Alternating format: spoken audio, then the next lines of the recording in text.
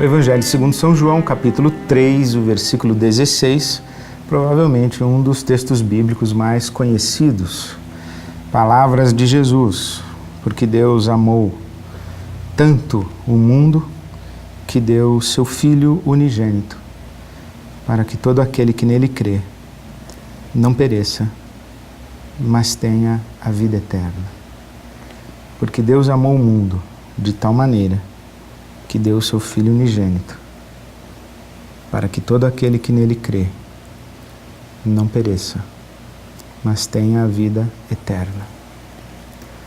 A maneira mais resumida e simples como o Evangelho de Jesus Cristo é anunciado, é pregado, é através do encadeamento de afirmações que dizem que Deus criou o homem num ato de amor e lhe concedeu a existência. Este homem deu as costas para Deus e se tornou pecador, em inimizade contra Deus, e agora está sujeito à ira de Deus e à condenação de Deus. Mas Jesus Cristo veio ao mundo em nome desse amor de Deus, morreu na cruz e ressuscitou, venceu a morte. E todo aquele que aceitar Jesus como seu Salvador, ao morrer, irá para Deus viver eternamente no céu. E aquele que, enquanto de sua vida terrena, não aceitar Jesus como seu Salvador, após a sua morte física, irá para o inferno, onde passará a eternidade em agonia, longe de Deus, numa existência de escuridão e sofrimento para todo sempre. O Evangelho é anunciado de maneira simples com estas palavras. Ser cristão é, portanto, aceitar Jesus como Salvador, para receber, pela graça de Deus, a oportunidade de ir para o céu depois da morte, em vez de ir para o inferno e para a agonia para todo sempre. Entretanto, se você lê a Bíblia Sagrada, especialmente o Novo Testamento e as palavras de Jesus, você vai perceber que Jesus fala muito pouco de céu e de inferno. Jesus fala muito a respeito do reino dos céus, que todos os intérpretes bíblicos são concordes, até unânimes em afirmar que é uma expressão sinônimo de reino de Deus. Isto é, Jesus não fala do céu como um lugar geográfico para onde se vai após a morte física. Jesus fala do reinado de Deus, do reino de Deus, como uma realidade que está inaugurada já na história, o reinado de Deus como uma experiência possível aqui e agora, e não apenas para após a morte física. Vir para o reino de Deus é a convocação de Jesus constante. Jesus diz: busquem em primeiro lugar o reino de Deus e a sua justiça. A palavra de Jesus a todos os seus circunstantes sempre foi: o reino de Deus é chegado, arrependam-se e creiam, venham para o reino de Deus, venham viver no reino de Deus, venham viver debaixo do reinado de Deus, venham colocar a vida em alinhamento à vontade de Deus.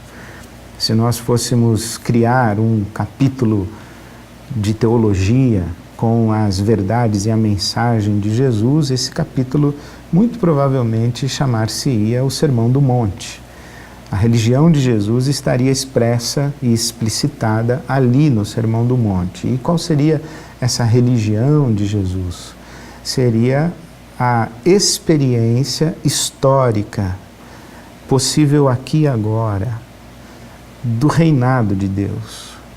Aqueles que seriam seguidores de Jesus seriam, na sua experiência histórica, as pessoas que se submeteriam à vontade de Deus.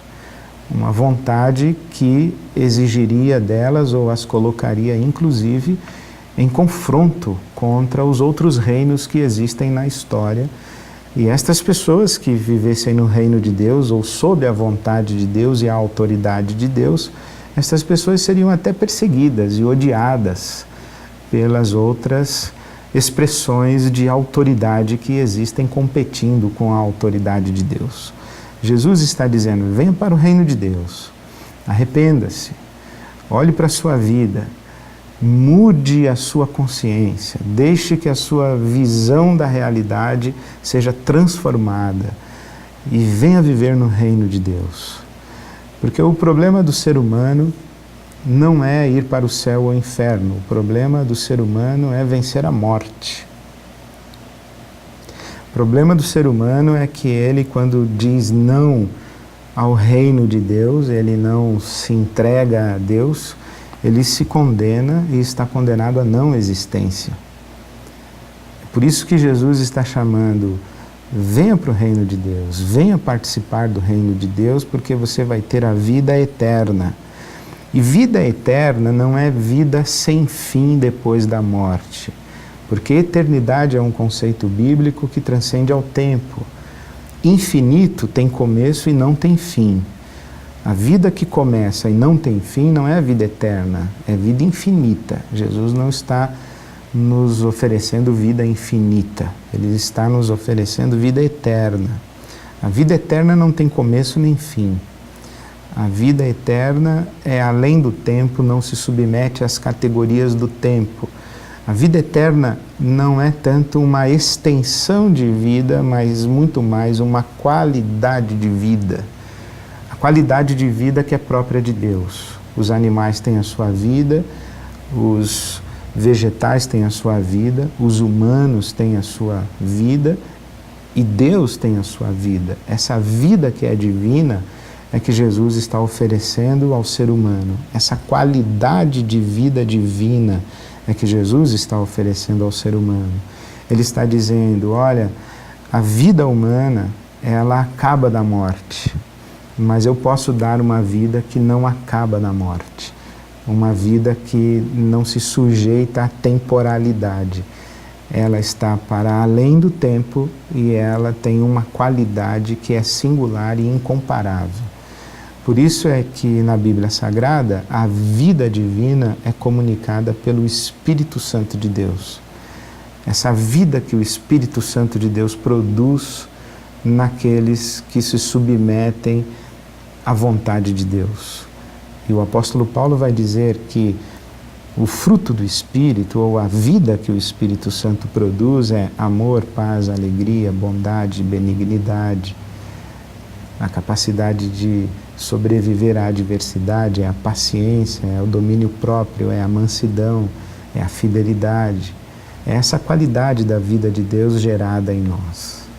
Eu pessoalmente sou muito pouco mobilizado na minha espiritualidade pelos conceitos de céu e inferno pós-morte. Mas eu sou muito mobilizado no meu caminho espiritual no sentido de experimentar esta qualidade de vida que Jesus chama de vida eterna e que eu posso começar a experimentar e desfrutar aqui agora, antes mesmo da minha morte física. Mas para isso eu confio nele, eu confio que Jesus pode me dar essa vida. Porque Deus me amou de tal maneira que mandou Jesus a esse mundo para me dar a vida eterna. E se eu confiar que Jesus me dá essa vida eterna, Ele diz que vai me dar. E se eu confio em Jesus aqui e agora, e me entrego a Deus aqui e agora, eu já não me preocupo mais com o fim da vida, eu já não me preocupo mais com a minha morte, eu já não me preocupo mais com a vida depois da minha morte, porque eu tenho uma vida que transcende ao tempo e que não se sujeita às categorias de começo, meio e fim. Eu tenho vida eterna. Eu creio em Jesus para experimentar a qualidade da vida de Deus. Não no céu, como um lugar para onde eu vou após a minha morte. E se você quer saber, até espero que eu esteja lá mesmo. Mas o que me mobiliza na minha espiritualidade é experimentar essa vida eterna que Jesus prometeu, essa qualidade de vida divina que Ele prometeu dar hoje, aqui e agora, para todos aqueles que confiam nele. E eu confio em Jesus para receber essa vida e a tenho recebido e a tenho experimentado. Não na plenitude que gostaria e não na plenitude que um dia vou experimentar, mas eu tenho experimentado a qualidade da vida de Deus. Eu oro para que essa vida de Deus seja mais densa em mim a cada dia e convido você também a fazer a mesma oração e confiar em Jesus.